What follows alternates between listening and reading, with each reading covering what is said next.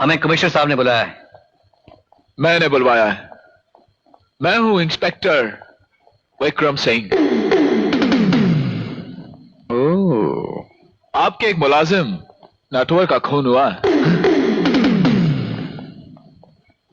हमें नहीं मालूम वो कौन है। चौंकने की कोई जरूरत नहीं।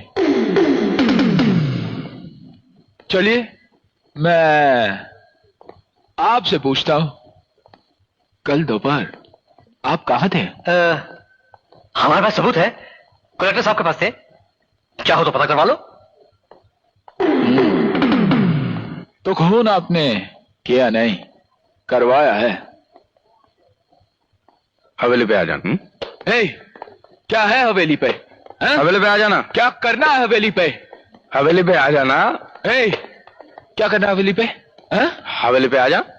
हवेली पे आ जाना। हवेली पे। क्या बोला? हवेली पे आ जाना। क्या कर लेगा हवेली पर? हवेली पे आ जा। कहा ना हवेली पे। क्या कर लेगा हवेली पर?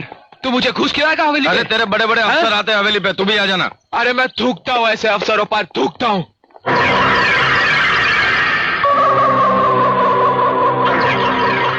मैं थूकता हूं तेरी सूरत पे।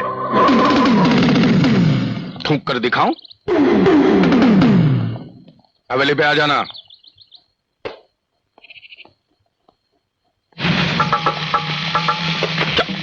क्या कहा रामदादा? बोल, फिर से बोल।